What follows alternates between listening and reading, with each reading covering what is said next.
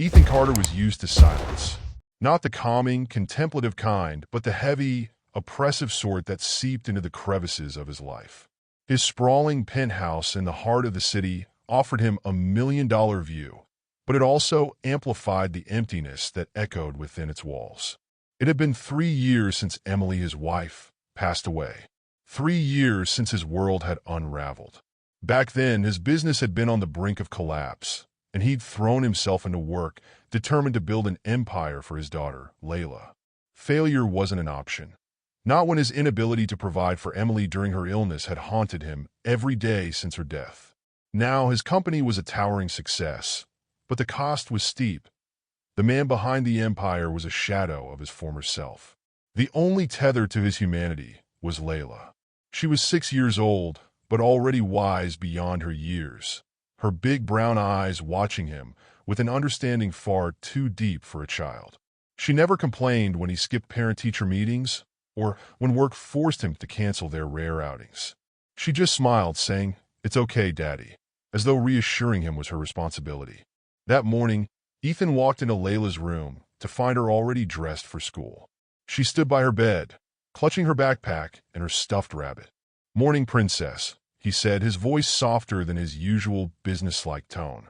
"Morning, Daddy," she replied, her smile small but genuine. He crouched down and adjusted the strap of her bag. "Ready for school?" She nodded. He brushed a strand of hair from her face before standing. "I'll drop you off today," he added. Her eyes lit up, but the excitement faded just as quickly. She had learned not to expect too much. While the father and daughter were preparing for the first day of the school, someone else was getting ready for it as well. Emma Harper had been teaching elementary school for 5 years now.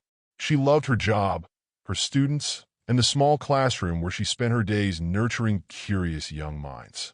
Each new school year brought with it a mix of anticipation and excitement, and this year was no different. As she went through her roster, one name caught her eye: Lila Carter. Emma didn't recognize the last name, but the principal had warned her that Lila might need special attention. She was a bright child, but had been withdrawn since her mother passed away 2 years earlier. Her father, a busy entrepreneur, wasn't around much, though he made sure Lila wanted for nothing materially. Emma resolved to keep an eye on her, wanting to make the classroom a place where Lila felt seen and safe. Soon it was time for school, and Lila was dropped off by a sleek black car. A man stepped out with her, a tall, striking figure with sharp blue eyes and an air of effortless confidence. He looked more like a model stepping out of a magazine than a dad doing school drop-off. Emma watched as the man bent down to speak to Lila. Though his tone was gentle, his hurried glances at his phone betrayed his impatience. He barely waited for Lila to nod before he kissed her on the head, got back in the car, and drove off. "Lila, right?" Emma greeted the little girl with a warm smile. Lila nodded shyly. "Yes, Miss Harper." As the day went on, Emma noticed Layla's quiet demeanor. She was polite, well-behaved, and brilliant at her assignments, but something was missing. Her laughter lacked the unfiltered joy of childhood, and her eyes always seemed to carry a faint shadow of loneliness. That evening, Emma had to stay late for parent-teacher introductions. She was surprised to see Layla's father, Ethan Carter, return, this time looking slightly less hurried, but still oozing that magnetic charm. "Miss Harper, right?" he said, extending a hand. "That's me. And you must be Mr. Carter. Please call me Ethan." His handshake was firm, his smile just the right amount of disarming. Emma found herself momentarily caught off guard, but quickly recovered. They talked briefly about Lila, her excellent grades, her good behavior, and Emma gently broached the subject of her emotional distance. Ethan frowned. "She's just adjusting, I think. It's been tough since her mom." His voice faltered. "I'm doing the best I can." Emma could see the genuine concern in his eyes, but there was also something else: guilt. She decided to tread carefully. "Well, she's a wonderful girl," Emma said. "I'm here to support her in any way I can." As he nodded and thanked her, Emma couldn't help but wonder if Ethan Carter was truly aware of what his daughter needed most. Over the weeks, Emma began to see subtle changes in Lila. The girl seemed to warm up to her, often staying back after class to chat or share little snippets about her day. One afternoon, Lila hesitantly asked, Miss Harper, do you have kids? Emma smiled. Not yet, but I do have a cat. His name is Muffin. Layla giggled, the sound light and sweet, and Emma's heart swelled. Ethan had noticed the change in Layla too. She was talking more, her eyes sparkled a little brighter, and she even mentioned Miss Harper at dinner, an event that was rare enough to surprise him. But just when things were going good, an incident happened. The children were outside during recess, running and playing on the soft grass. Layla was walking toward the slide when she tripped over a stray branch and fell hard onto her knees. Blood welled from the scrape, and tears immediately filled her eyes. Emma rushed to her side, her heart breaking as Layla sobbed. I want my daddy, she cried, her small hands clutching at Emma's arm. It's okay, sweetheart, Emma said soothingly. We'll call him. Emma carried Layla inside and cleaned her wound, all the while trying to contact Ethan. His assistant answered, curt and apologetic. Mr. Carter is in a meeting. I'll pass on the message. Emma clenched her jaw in frustration. Layla needed comfort, not an excuse. Miss Harper, Layla said softly, her tears subsiding but her voice trembling. He won't come, will he? Emma froze. The quiet resignation in Layla's voice tore at her. He's busy, honey, she said gently. But I'm here, okay? You're not alone. Layla nodded, but her face remained downcast. Emma hesitated for a moment before making a decision. Come on, she said, lifting Layla into her arms. Let's go to your house. The house was stunning, with high ceilings and elegant furniture, but it felt empty cold. Emma sat with Layla on the plush sofa of Ethan's expansive home. Layla had stopped crying and was now showing Emma her favorite toys, her face lighting up as she chattered. It was the first time Emma had seen her so animated. Miss Harper, Layla said suddenly, clutching a stuffed rabbit to her chest. Did you have a mommy? Emma blinked at the unexpected question. I did, sweetie, but she's not here anymore. Layla's eyes widened. She's gone too? Like my mommy? Yes, Emma said softly. But I think she's still watching over me, just like your mommy is watching over you. Layla nodded solemnly. Sometimes I talk to her, but I don't know if she hears me. Emma's heart squeezed. She hugged Layla tightly. I think she does. When it was time for Emma to leave, Layla clung to her. Don't go. Emma knelt down, brushing a strand of hair from Layla's face. I'll see you tomorrow, okay? But it's getting late. Reluctantly, Layla let go, her eyes glistening with unshed tears. The next morning, Ethan arrived at the school, his fury palpable. His presence alone sent the staff into a panic. How could you let my daughter get hurt? He demanded, his voice cold and cutting. This is unacceptable. The dean stammered an apology, but Ethan's attention was already on Emma as she was called into the office. He said, his piercing eyes narrowing. You were supposed to be watching her. Emma squared her shoulders. And I did, she replied calmly. She tripped during recess. It happens. Don't make excuses, Ethan snapped. I want you gone. Emma let out a disbelieving laugh. Of course you do. That's your solution to everything, isn't it? Throw money at the problem and make it disappear. Ethan's eyes darkened. Watch your tone. No, you watch yours, Emma shot back. Her voice trembled with anger as she continued. Do you even realize how alone your daughter feels? She's not a porcelain doll you can dress up and put away. She needs you, not just your money. Ethan said nothing, his jaw clenched tightly.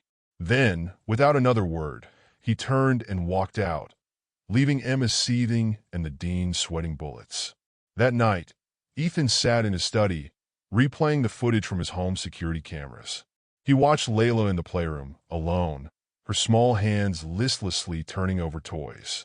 She seemed to grow more frustrated as she played by herself, throwing one toy aside to pick up another. Finally, she sat down and hugged her stuffed rabbit, her face etched with sadness. Ethan's heart broke. He had been blind to her pain, too consumed by his grief and work to notice the toll it had taken on her.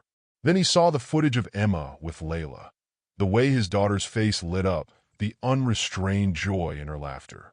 He couldn't remember the last time he had seen her so happy. The next morning, Ethan walked into the dean's office. Get Miss Harper back, he softly said. She's refused to return, Mr. Carter. the dean said helplessly as he was hung up on the call, and all his later attempts didn't even reach her. She won't even take my calls? Ethan didn't hesitate. He drove straight to Emma's apartment. When she opened the door and saw him standing there, her expression hardened. "What do you want?" she asked.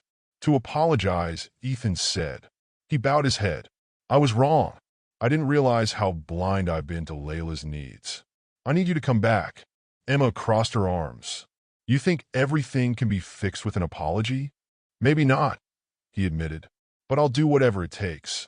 Please." Before Emma could respond, a small voice called out, "Miss Harper." Layla ran to her, throwing her arms around her waist. "Please come back. Daddy promised he'll be nice." Emma looked at Layla's hopeful face, her resolve softening. She glanced at Ethan, who looked more vulnerable than she'd ever seen him. With a sigh, she nodded. "All right. For her." She looked at him and invited him in as she prepared a cup of hot chocolate for Layla.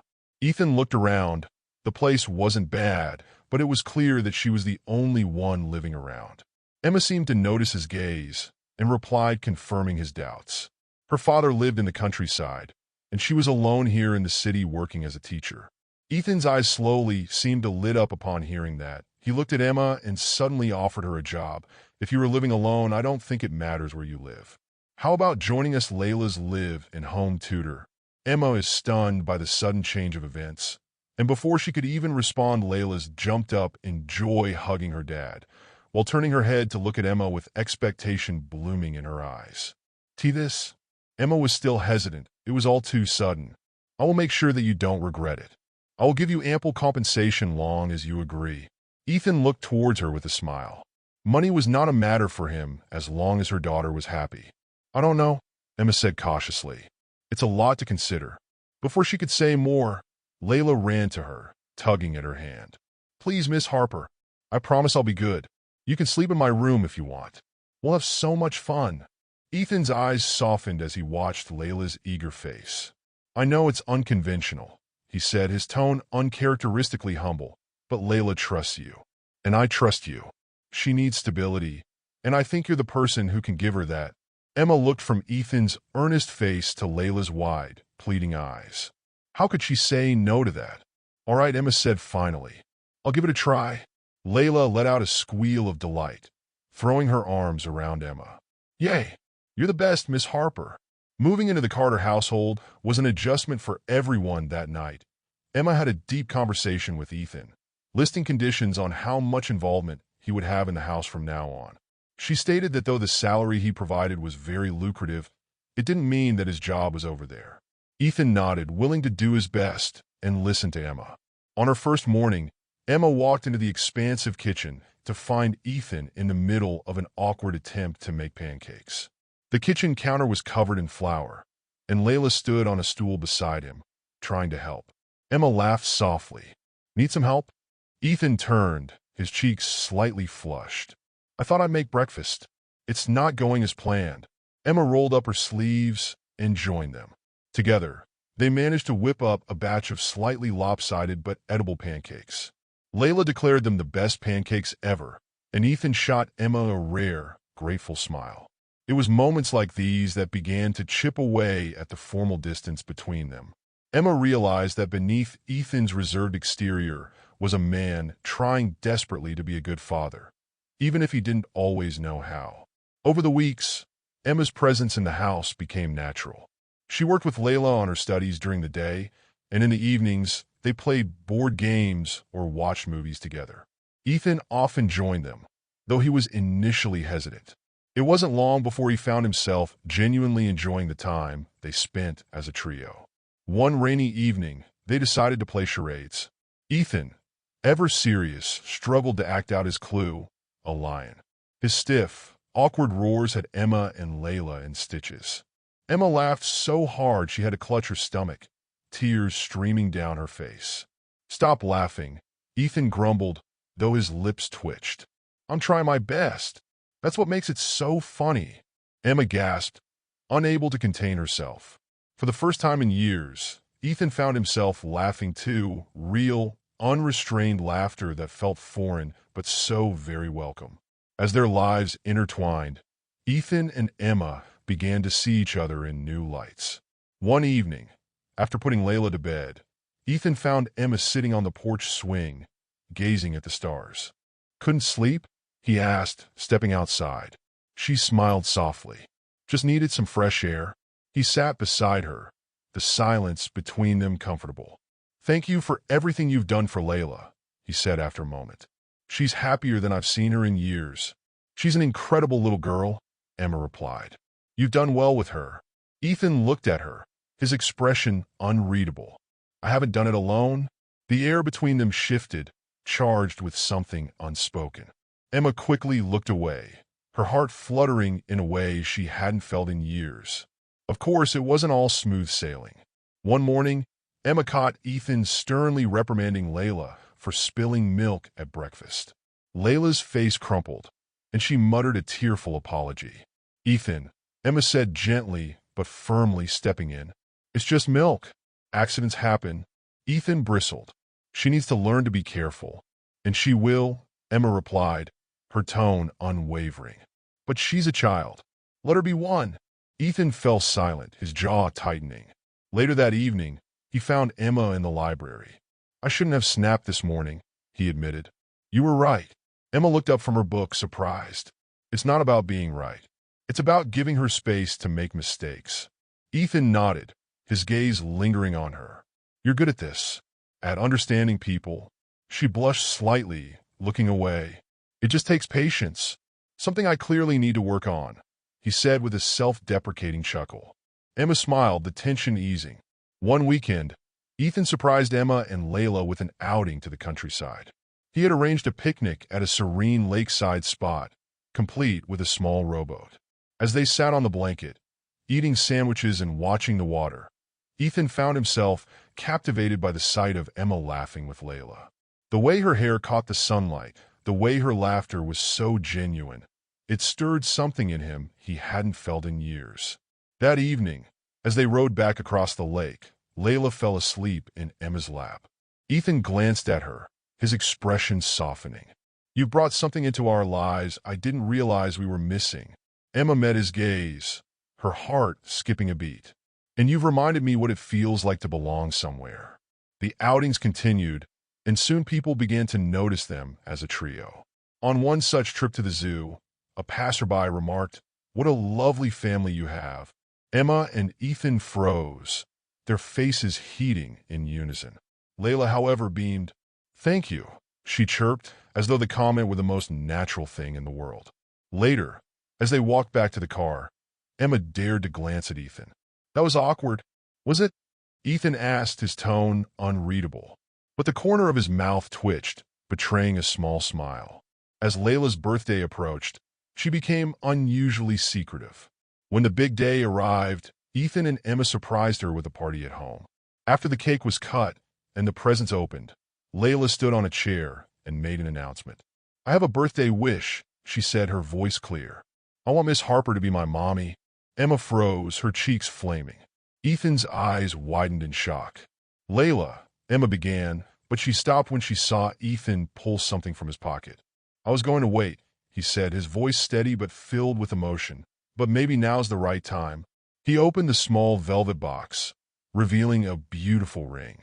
"Emma, you've changed our lives in ways I can't even put into words. Will you marry me?"